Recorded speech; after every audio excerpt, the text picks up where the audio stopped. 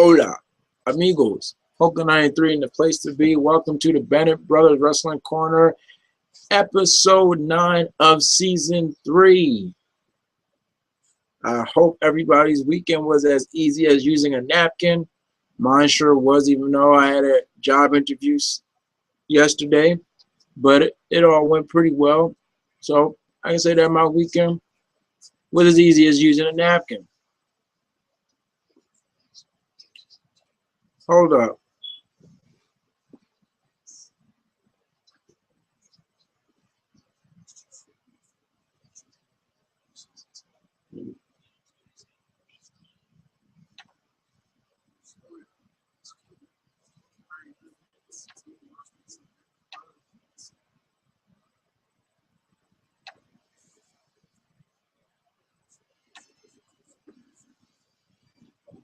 All right, back. Sorry about that.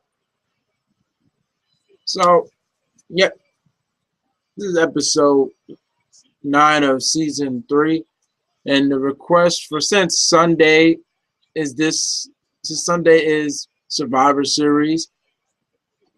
Nathan Banks had a request, and I'm taking his request on, which is best and worst Survivor Series. What's up, Nathan? Everything's going pretty well. You're just watching Raw. We just saw, a match between Sheamus and Big Show, which was, made by Stephanie McMahon for ulterior motives, and they didn't lead to any real decisive winner because, as you see, that happened. Yeah, Sheamus. Oh man, come on, Mark. You can't be hovering over people like that.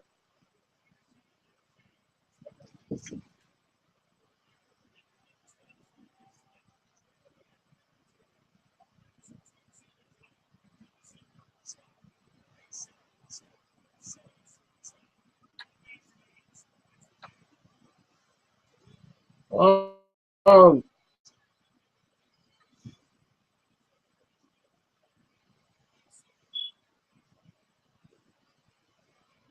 what the hell?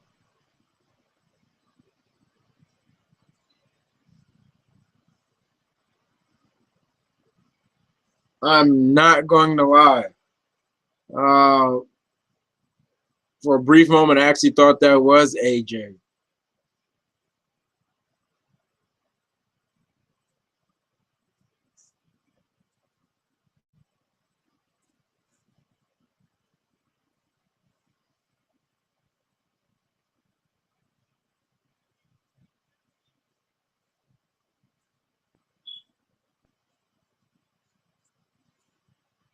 Man, seems like Sandow's really started a trend, don't you think? Anyway, yeah. So best and worst Survivor Series. Now my history with Survivor Series dates back to 1999 in a way. And why I say in a way, because I remember the start of the 1999 Survivor Series, which is famous / infamous for, Stone Cold getting ran over. I remember that, and I think I went to sleep, and I think when I woke up, I was able to see Big Show, become WWE champion. But Survivor Series 99, so in a way, Survivor Series 99 wasn't the first ever Survivor that I actually watched fully. So it would be the following year, Survivor Series 2000.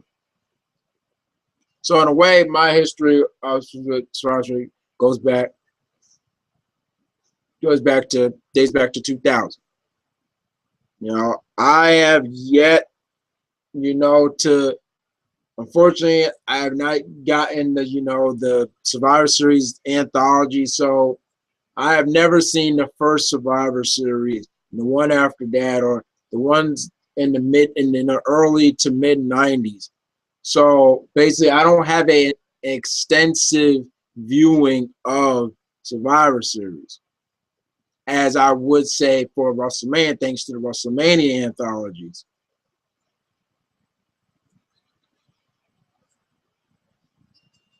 But this is not about me going through a chronological order of the Survivor Series. I'm talking about Nathan Banks once my, I guess my most favorite or least favorite Survivor Series in my opinion, basically the best Survivor Series and the worst Survivor Series in my opinion.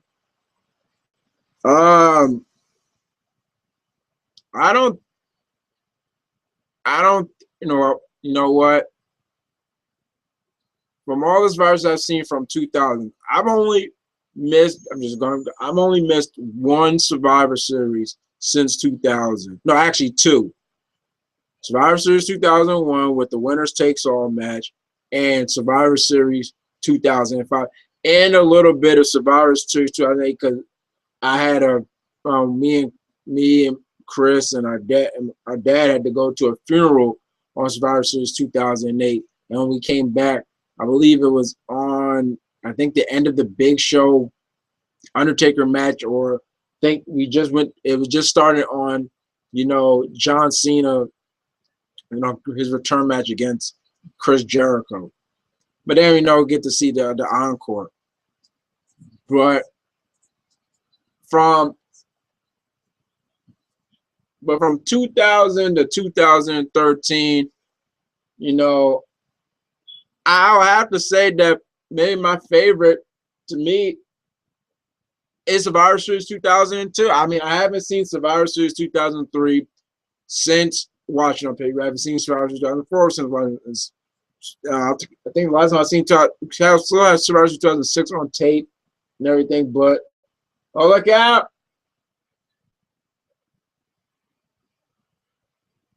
Get out of here! No, not you.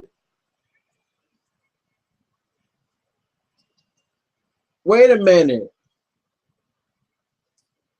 But then they say something about it being, correct me if I'm wrong, but then say something about it being, submissions or submissions match.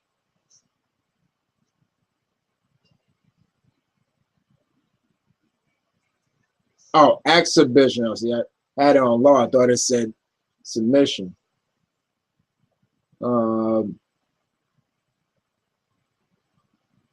So wait, hold up. Make sure I didn't miss anything. Oh, well, AJ did something. Okay.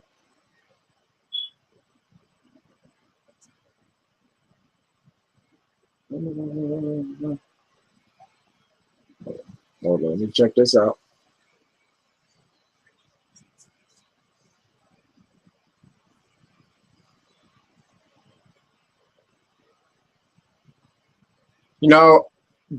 It's funny that JBL said Alfred never beat Batman.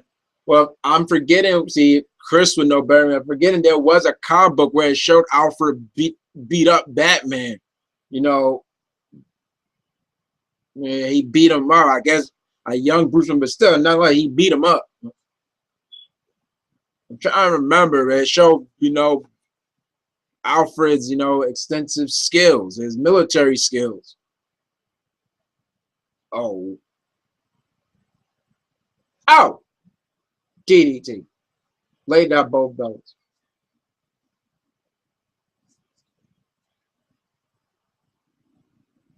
Okay. Now I'm back. Okay. So, have Survivor Series 2006 on, tape, have Survivor Series 2007 on DVD. We had Survivor Series 2008 on tape when we recorded it, but somehow that tape got lost somehow.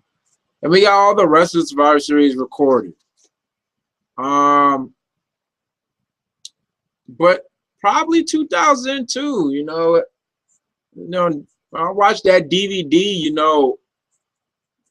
mostly every, I can't remember a time I have not watched the DVD. If I'm not watching the whole pay-per-view, I'm just having the first Elimination Chamber match on repeat.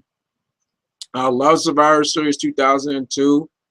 I mean, you want to talk about a pay-per-view that had such a great flow. I mean, the crowd was into mostly every match. There was not a period. There wasn't a match where the crowd was not into. They were into from the opening match, from which was the 6-man tables match. I knew it.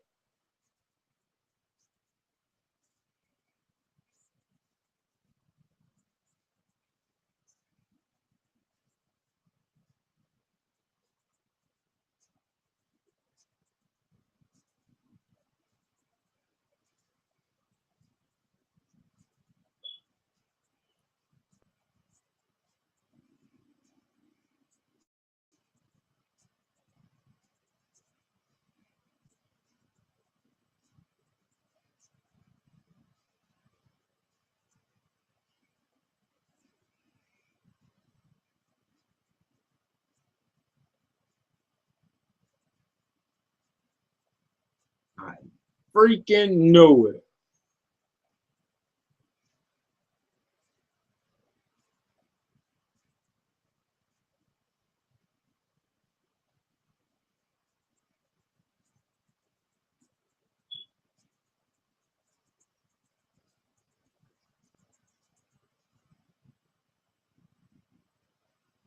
I knew it'd be big. Yeah, I told Chris. I told him. I told him. I knew it'd be Big E.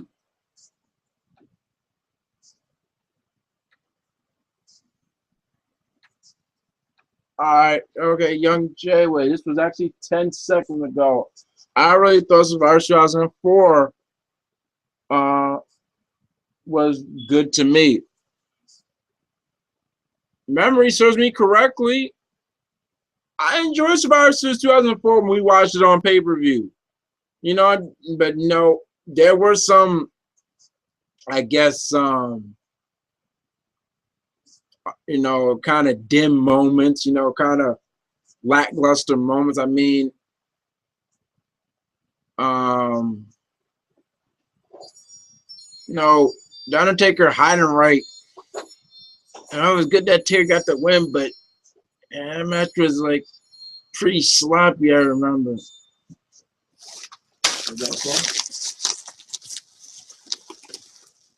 I mean, hiding right. It was just very green.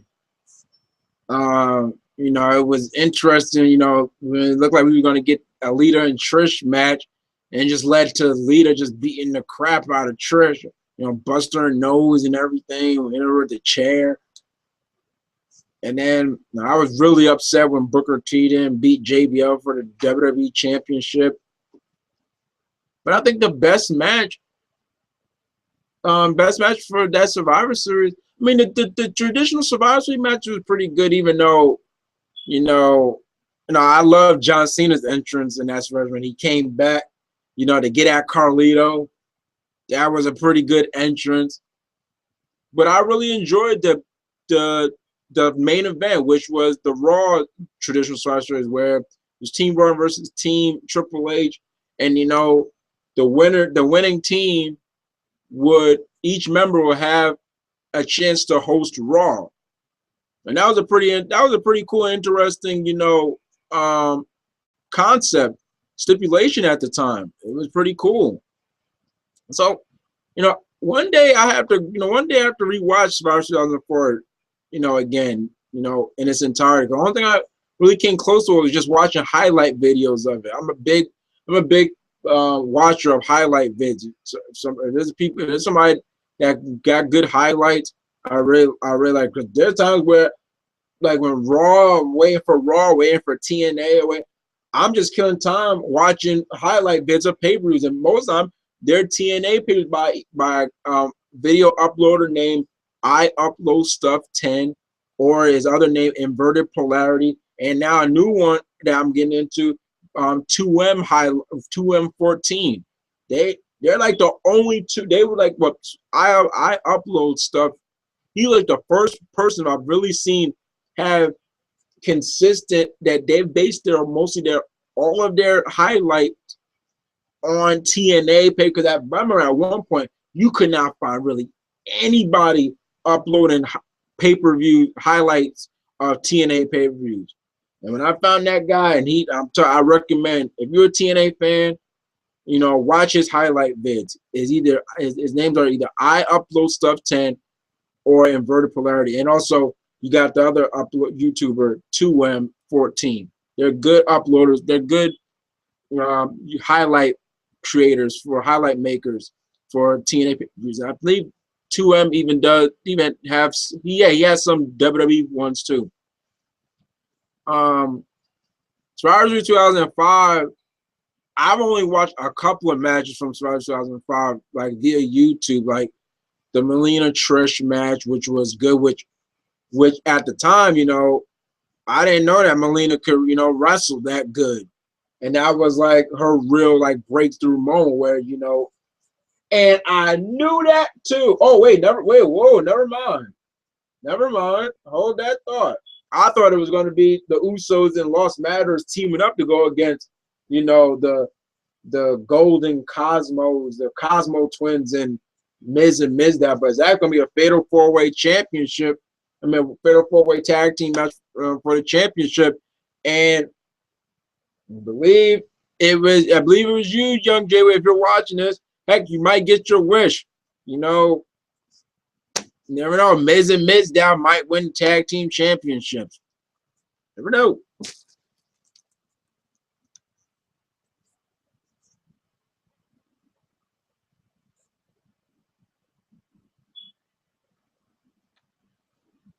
But you know, so I've watched, you know, Melina and the Trish match. You know, that really that was like really Melina, you know, really coming out part. You know, really opened a lot of people's eyes. Really showcased that. It was like a real showcasing that, you know, because at the time Melina's only thing she doing was managing, you know, Eminem, and she was in like a bra and panties match, which, you know, really didn't require her to show, you know, her wrestling skills.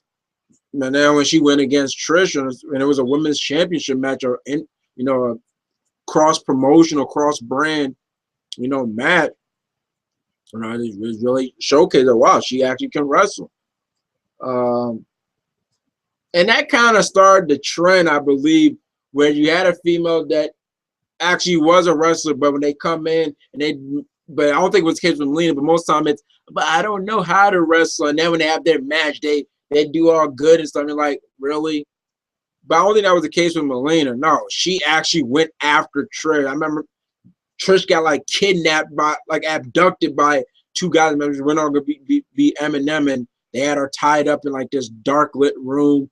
And, you know, Melina, you know, kicked her right in the head, and that started off everything. And also from Survivor 2005.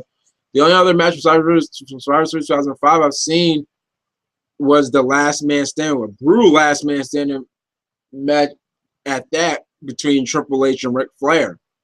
I mean, that was like the blow off of their feud that they had in, you know, when Triple H came back, with Triple H's first feud when he came back in fall of 2005.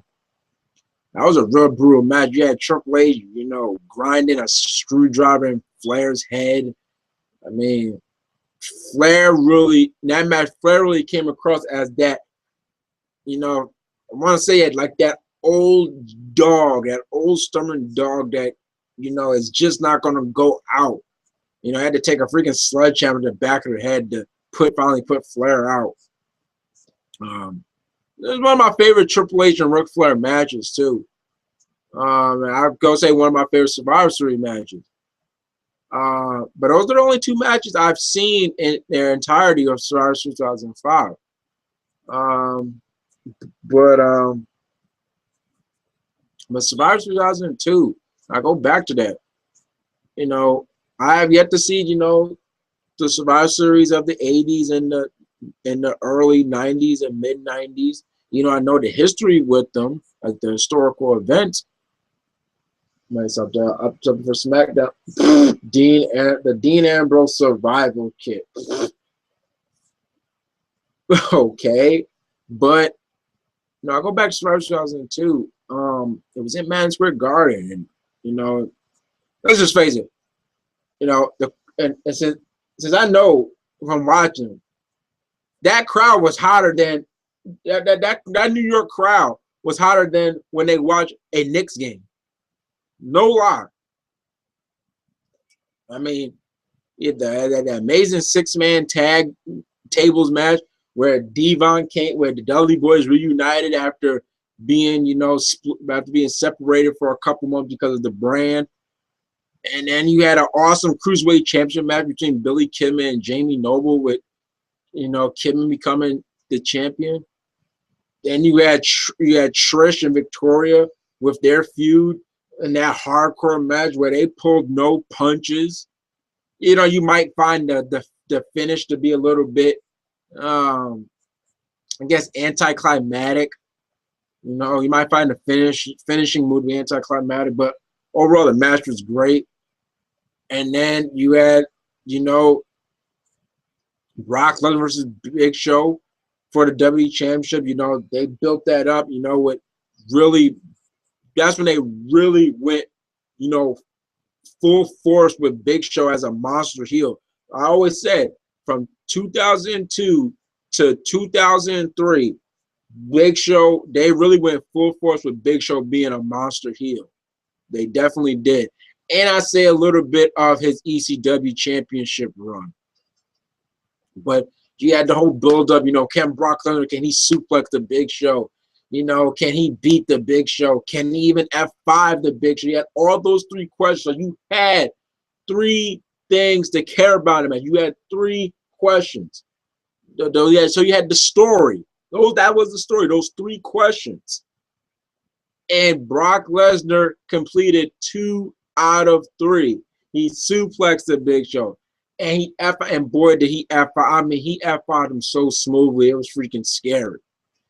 And he was going to beat the Big Show until Paul Heyman screwed him over, which was like a real big shocker at the time. I'm thinking, what the hell?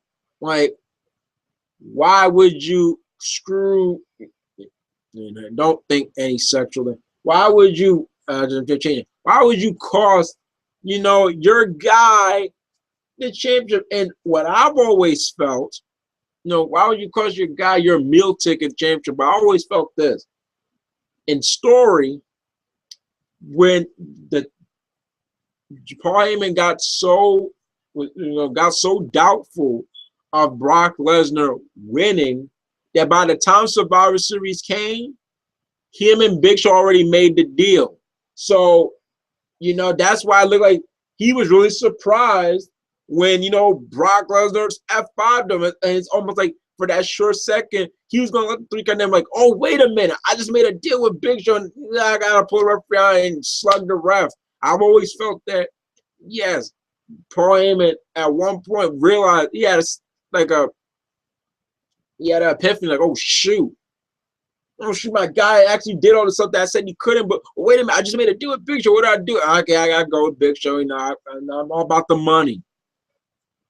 Oh, and then we get to, at the time, on SmackDown, you had the SmackDown 6, the Guerreros, Edge and Rey Mysterio, Chris Benoit, and Kurt Angle in a triple threat elimination tag match for the WWE Tag Team Championship.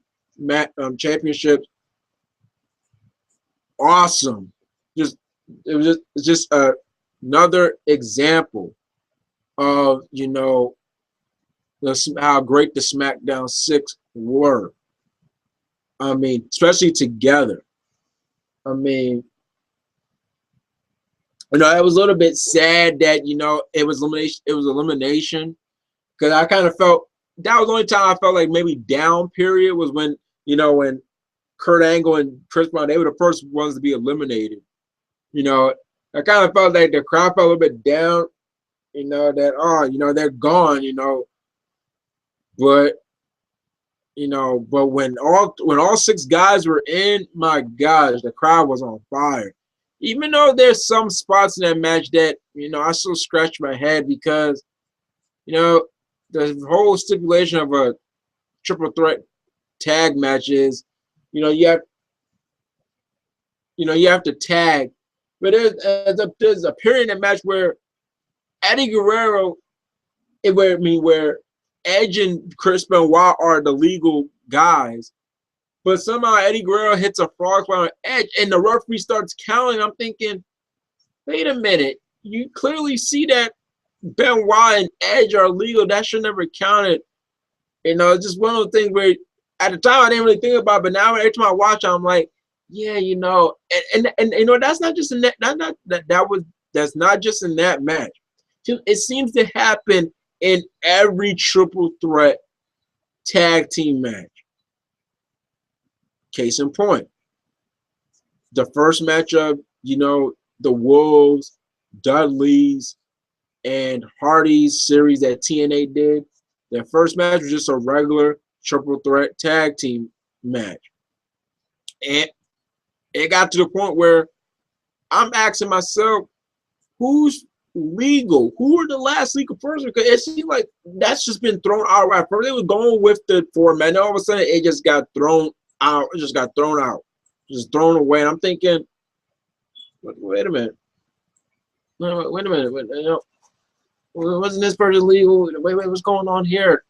How's this pin's even legal?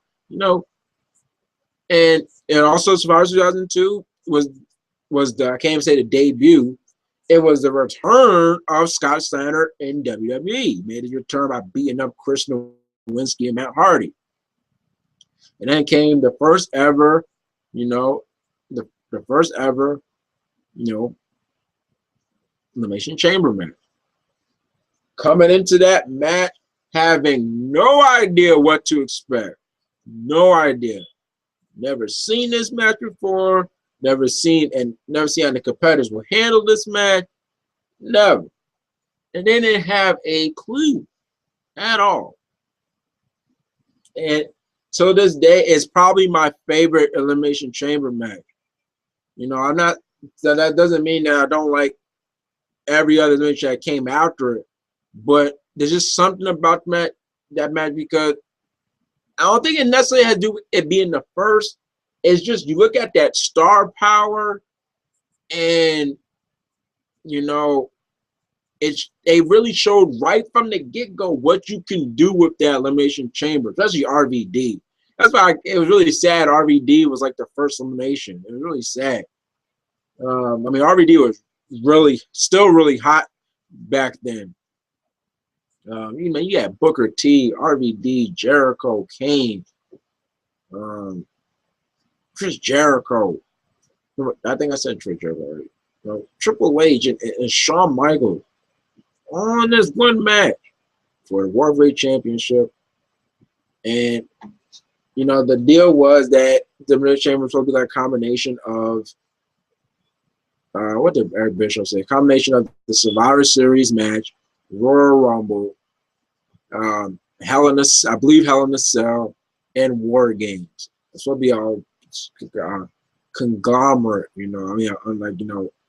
amalgamation of all of those, concepts. And I feel it was a success because, I feel it was a success because sometimes, we'll see a gimmick match and we'll never see it ever again. I've never seen that match all the way through, and I don't want to. But you know what? I take that back because we saw the Punjabi prison match, and I don't believe the first ever match was well received. So, we've seen the Punjabi prison, but after that second time, we didn't see it again. The Elimination Chamber was a success because, I don't, there's part of me that I really don't like that it's become an annual thing. But because at one point it wasn't. And at one point, it was only a Raw thing. From 2002 to 2006, it was a Raw only gimmick match. Then to be quite honest, I felt that really separated Raw from SmackDown, because SmackDown didn't have a gimmick, a gimmick match just based to them. They didn't. You know, yeah, they had a Hell in a Cell with Brock Lesnar and Undertaker, but Raw had Hell in a Cells too. But at one point, Raw had the Elimination Chamber. That was exclusive to them, and I felt that was a real. Well, they want Miz down there. That really set them apart. The big difference between Raw and SmackDown, that they had their own gimmick match while SmackDown didn't. So Survivor Series 2002, and plus, Shawn Michaels, his first match back after since his SummerSlam match, his classic SummerSlam match with Triple H, wins the World Heavyweight Championship, even though he was only holding it for, I believe, 28 days. Pretty sad, but I think Shawn was at that point where he felt he didn't really need the belt to, to stay relevant, and that will go on to be the case. It will be a proven thing that he did not need the belt to stay relevant. He did not need it at all. He can, he can be in non-title feuds, and they will be, relevant. Even though at one, then when it came down to after the classic squash match at WrestleMania, and then the Shawn Michaels, his feud with Mr. McMahon became with God. I think that was really the one only non-title feud of Shawn Michaels that really went out of left field. Survivor Series 2002 is one of my favorites. One of my favorites. Whoa! Now, with the good, there's the bad, and that's what Nathan wants. He wants, from my opinion, probably one of my least favorite. Well, I find my least favorite Survivor Series.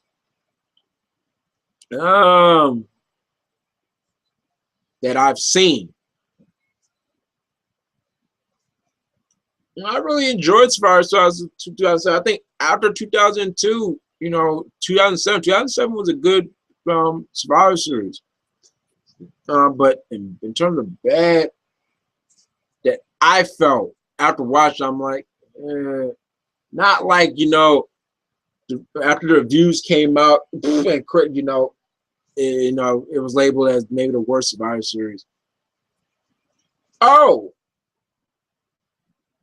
right. He really turned his back towards me to make it look that obvious. Look out. Oh no. No. No. Wow. Stardust and Go actually got a win in a non-title match. Now, I really hope I'm not missing any comments here.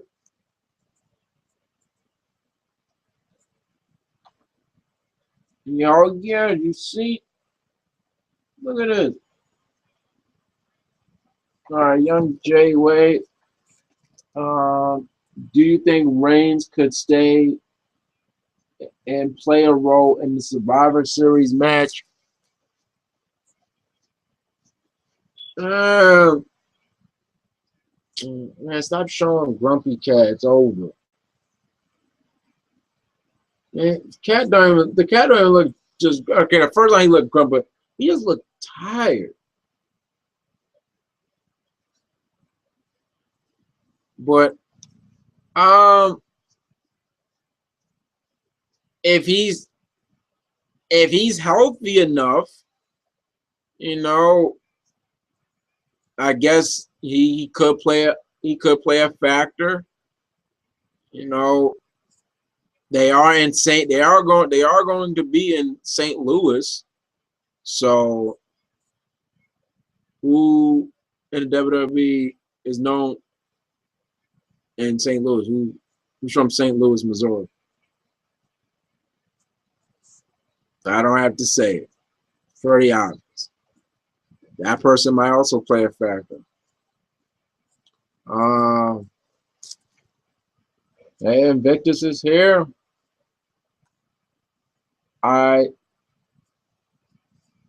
think my favorite Survivor Series team was back in 1990 with the Road Warriors, Kerry Von Erich, and the Ultimate Warrior.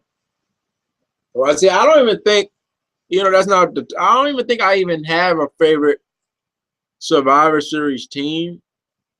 About the teams is not a top, but that could have been the topic. But I don't think I really have a favorite spot because then again, I haven't watched the Survivor when they were solely based on those matches. They were solely based on the tag matches. Because the first initial Survivors, yeah, they're mostly all those 5-on-5 tag matches.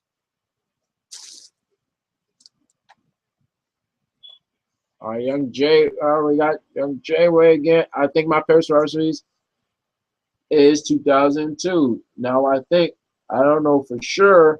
I'll have to rewatch it though, but off the top, I really enjoyed it. Yeah, Survivor Series 2002 is a very enjoyable pay-per-view. It was one of the best pay-per-views of 2002. I'll argue that from top to bottom and just overall quality, Survivor Series 2002 and SummerSlam 2002. Take your pick. I think those were the top two, from top to bottom, and just overall quality. Like every match, I believe those were the best pay-per-views 2002. Yeah, Macho Man, Randy Savage, dig it.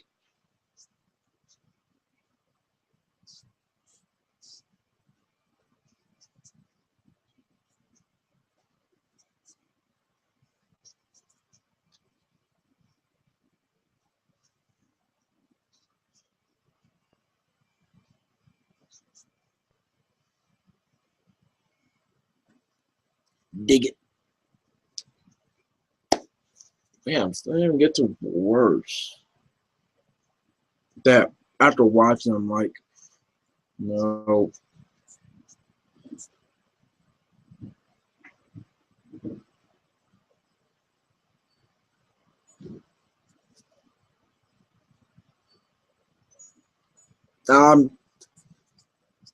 Not going to even know. Yeah, okay. Yes.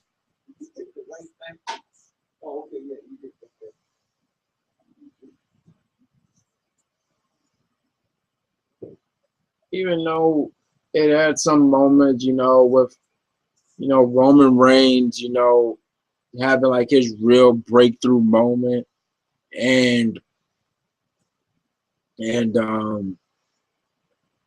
had a great tag team match, with Bryan and Punk going against Luke and Harper. Oh, wait, Luke and Harper. Luke Harper's the same person. Luke and Rowan. Other than that, Survivor Series, last Survivor Series. Yeah, that, before even everybody said anything, me and Chris was like, other than some shining moments that Survivor Series, one, the build up, they barely did anything with the build up besides the whole Big Show court case stuff. And even at the time, that you couldn't really even get a sense of why the Wyatts were, all of a sudden centered on, Punk and Bryan. They were going to how, hero complex, but it just felt like kind of manufactured, and, the build up for the rematch of Cena and Alberto Rio, you didn't really get a sense that, Del Rio had a chance of getting his belt back. And then that Big Show order match, I'm not gonna lie, I was pulling for Big Show, but that match, man. The thing is that believe, when was that year? Yeah, it was. In that same year, Big Show and Orton had a pretty good match at Extreme Rules. That match, no, maybe, it's just my, maybe our Orton and Big Show match doesn't work when the dynamic is changed. When it's Orton as the heel and Big Show as the face. It probably works 100% better with Big Show as the heel and Orton as the face.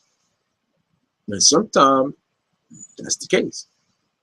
So to answer your question, Nathan, probably Survivor Series last year. Yeah. Yeah, probably Survivor Series of last year. Because it seems like WWE didn't really care about, and then you don't forget they rushed the storyline of, you know, Cena and Orton on that pay-per-view. You know, they immediately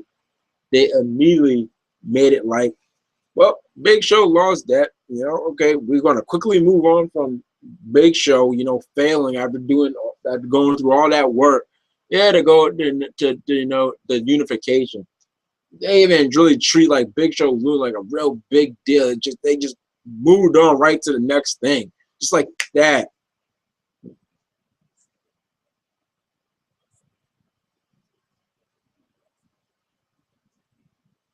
I mean, excuse me. Yes, I forgot to mention that. Yeah, we have a new Intercontinental champion in Luke Harper. I don't know. I don't know which number Luke Harper is in terms of reigns. I don't even know, like, in terms of how many different people. No, they always most time count. This is the, he's now, he makes the blank blank man, to hold this belt. Like how many different people, they don't count. So I don't know which number Luke Harper is in terms of different wrestlers holding that belt. And when they do that, they're not counting if the person had it multiple times. They just tell how many different people have held that belt. But then when you got how many reigns there have been, that's where you put into consideration multiple reigns and you name it. Look at Mark. That's just uncomfortable, man.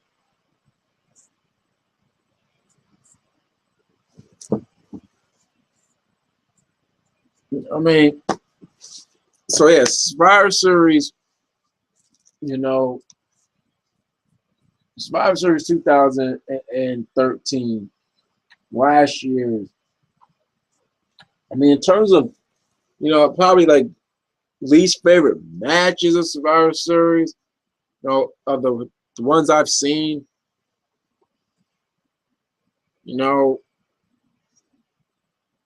really like, um,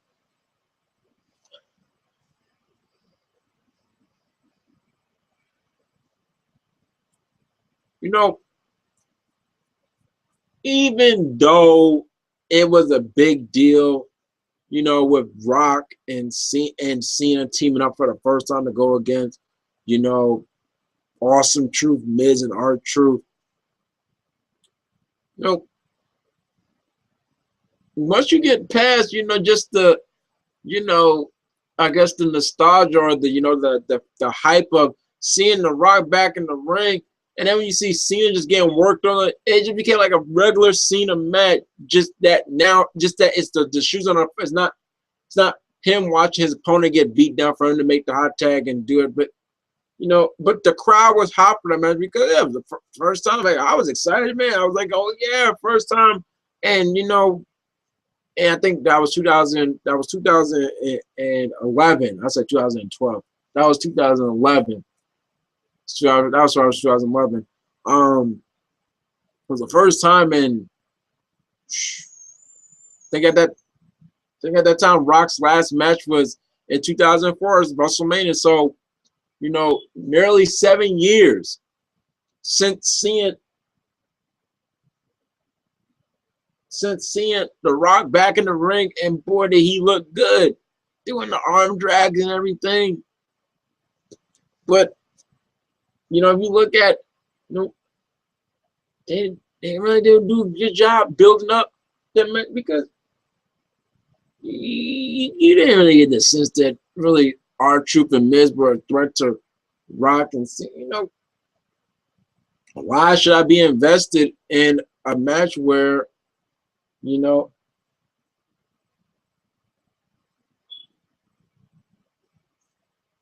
why should I be invested in a match where, you know, invested in a match where the antagonist doesn't come across as a threat? There's no possibility that, you know, that you know, I guess, you know, that the hero or so could lose. It is not a good chance that Awesome Truth could spoil The Rock's return. Why should I, you know, why I should really invest?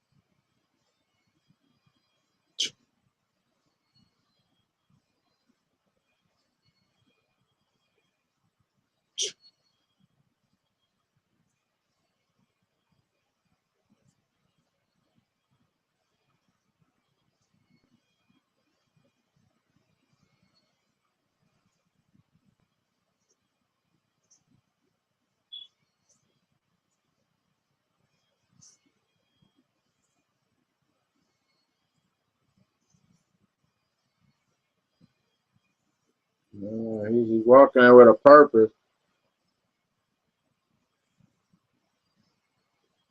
Sworden Stellas.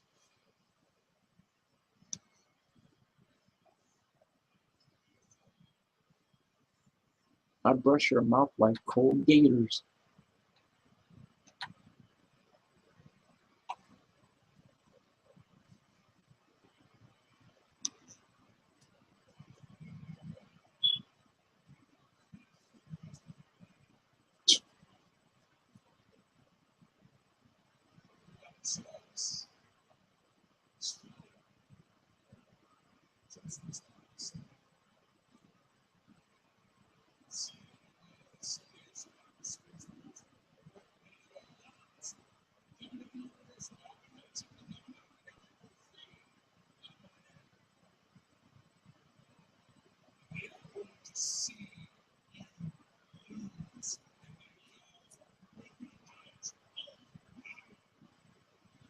Woo-hoo.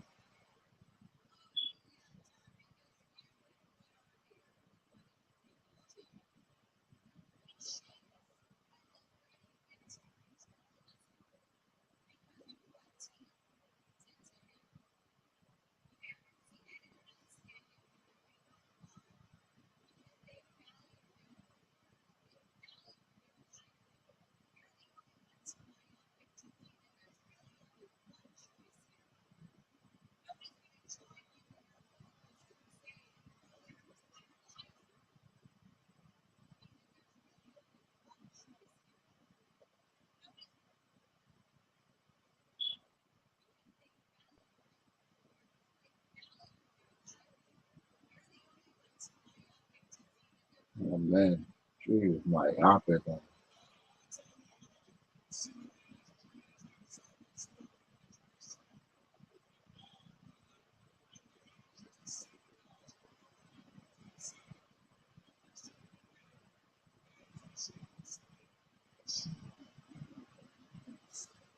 You're gonna lose.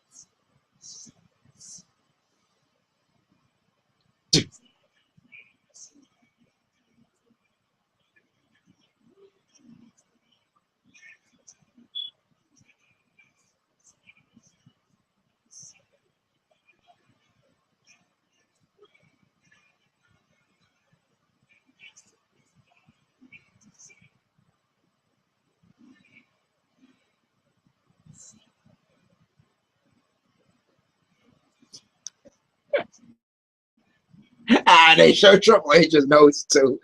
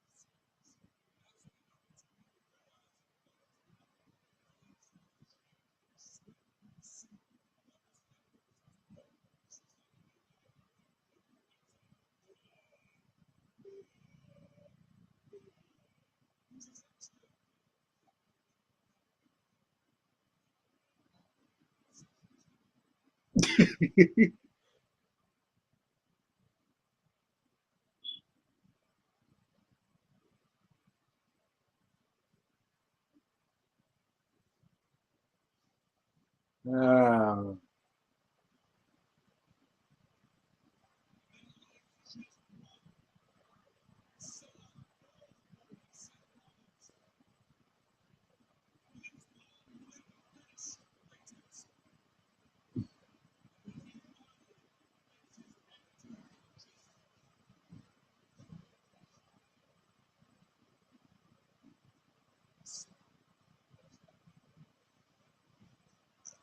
Always 1, 2, 3. Nobody says I'm gonna make you tap.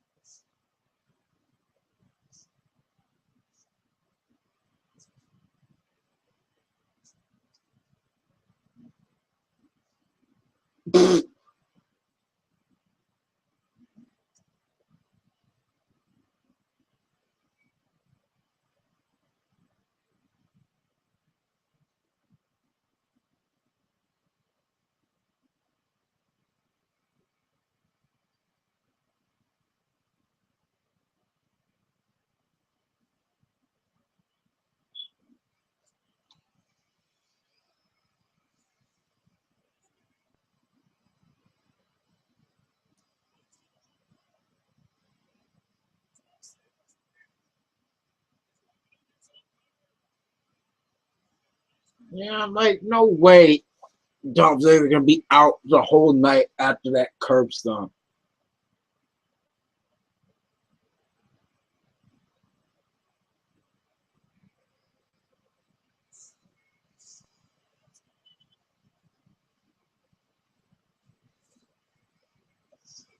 Oh, Dougie.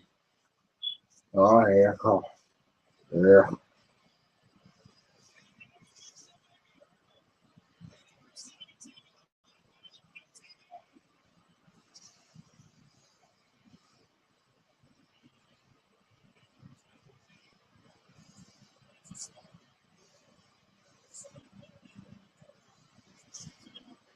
Yeah, boy.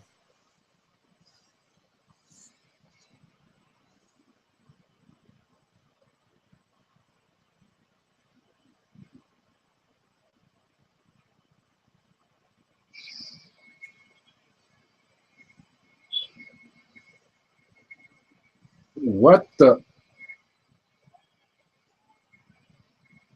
What?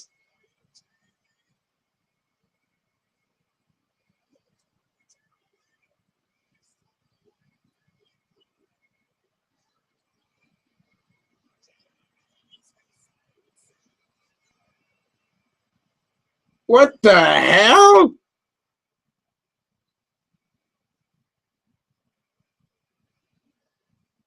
What?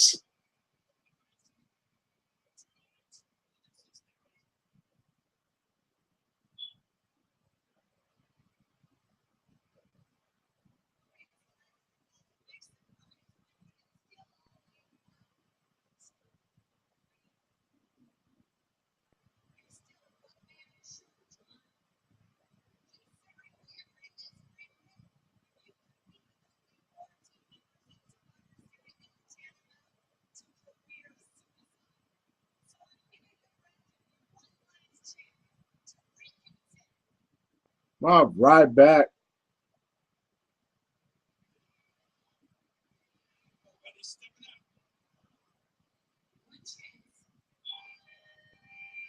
Oh!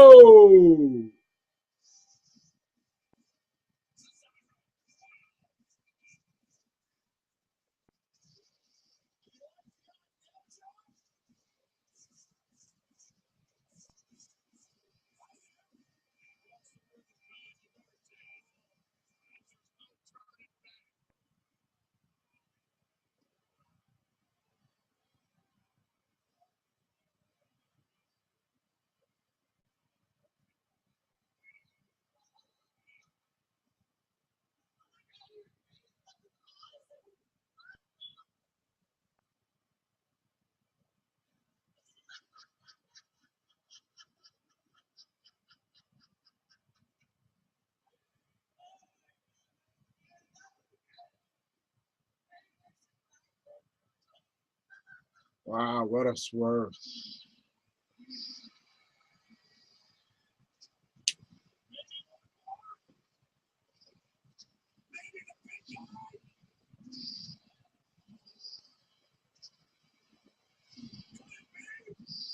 That, that,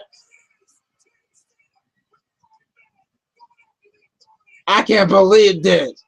I can't believe freaking Rowan a face turn. Oh my god. Oh my god. What the hell?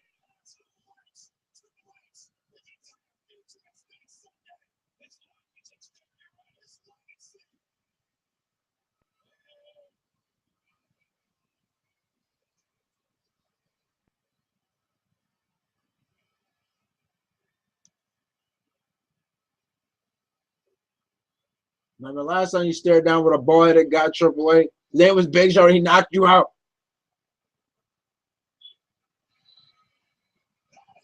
Oh my god! Oh!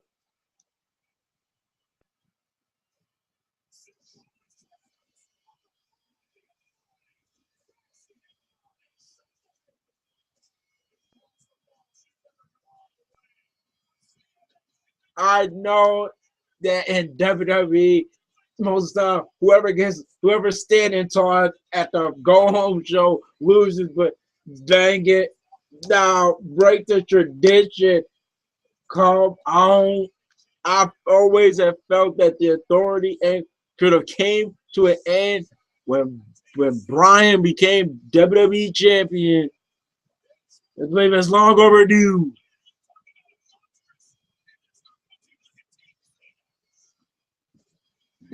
That's what you get.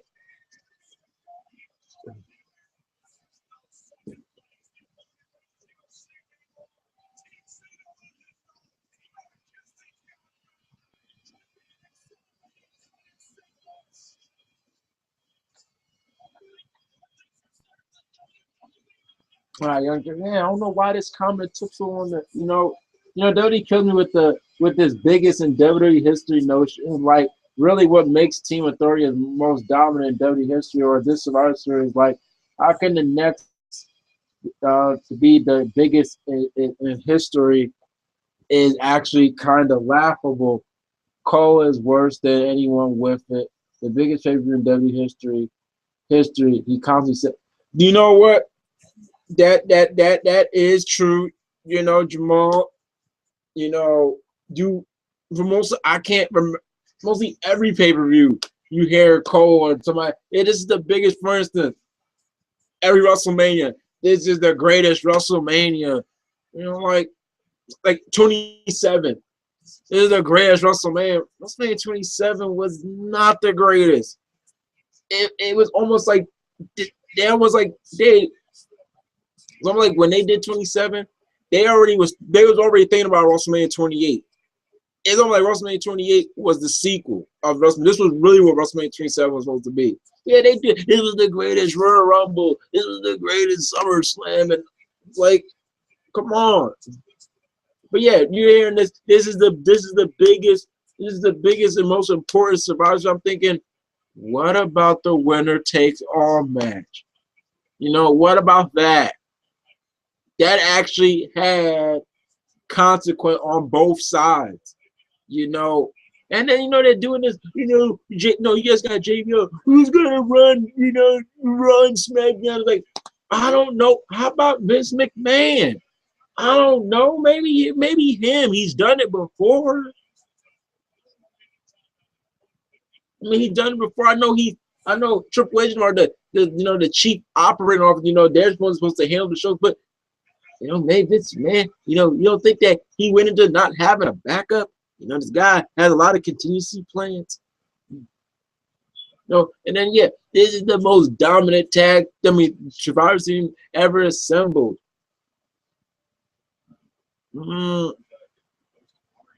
I've seen some pretty, loaded teams assembled. Then but it's just a way, it's just a way of WWE, like really sensationalizing all their pay-per-views. It's just a sensationalizing tactic. As annoying as it is, you got to really it's a way to, make something more than what it is. They do it for all their pay-per-views. Like I said, this is the greatest SummerSlam. This was the greatest Royal Rumble, and this was the greatest. Every year, this was the greatest. This was the greatest. Come on. They never say this was one of. So this is the greatest. This is the greatest. But not going to lie. Rowan being on the team, that was a big surprise.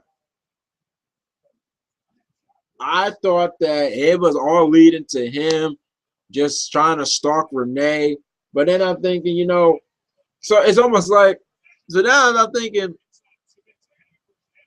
I guess Bray didn't really evaluate. I guess Bray thought that if I set him free, it was going to lead to him causing a path of destruction. Well, he's siding with the same guy that he had beef with not too long ago. Oh no! And I'm hoping that there's no heel turn, because I saw these these titles for, articles, Dolph's heel turn and stuff. I'm thinking, please don't turn Dolph back into a heel. You're already giving this guy, you're already building his credibility back up as a face. Yeah, man. You guys got Ryback. You got Ryback back as a face. I don't think that means that now somebody has to go back being a heel. I really don't think that should be the case. I really hope there's no heel turn. The Cesaro thing. See, the reason why this is at Cesaro, it was believable to me because once Rowan happened, that's when all bets were off. I'm thinking, okay, anything's believable now. So if somebody said, "Oh, how in the world did you fall for that Cesaro thing?" I just saw Rowan join. Come on.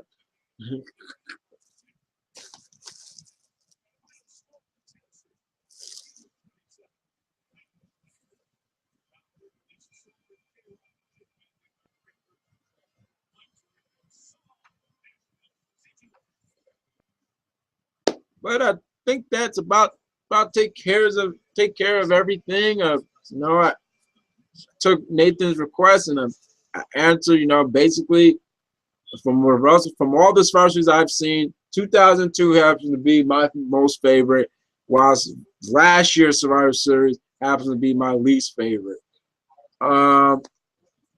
Remember Survivor Series is this Sunday. If you have not yet subscribed to W Network, this is a great opportunity to do it because you'll get it for free. For this whole November, so you got a couple of days left. Then they said 14 days left, so that's 2 weeks. um,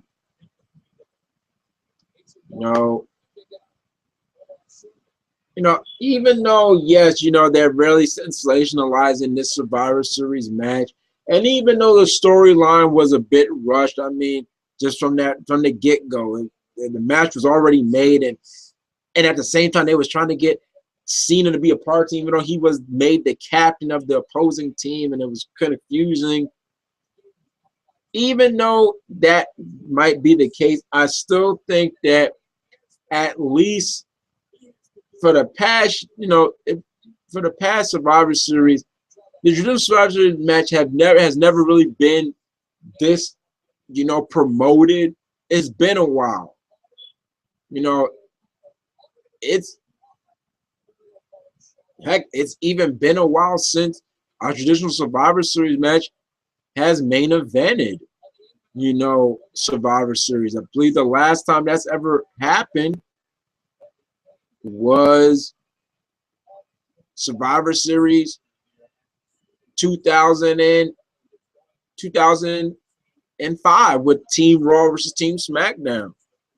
So, but then again, if a certain somebody with their belt was, around, maybe, the Jerusalem Survivor Series match maybe would have been the second most, the second main event or the second most, promoted match. But that certain guy, Bork Laser, is not here. And it seems like it's going to be true that we're not going to see this guy until 2015 rolls around, which is sad, really sad. But anyway, thanks for watching Bennett Brothers Wrestling Corner, episode 9 of season 3. I'm Hokeland 93. I'm always in the place to be. Enjoy Survivor Series if you watch it. Enjoy it. Heck, just like how we did with Hell in a Cell. Hey, keep that, the Bennett Wrestling Corner, Facebook chat.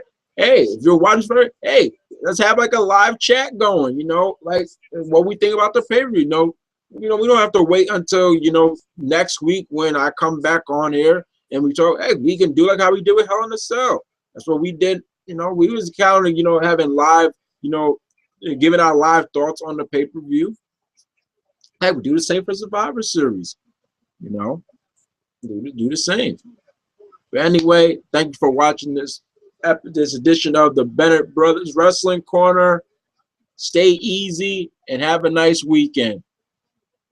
I'm about to turn off the freaking hangout.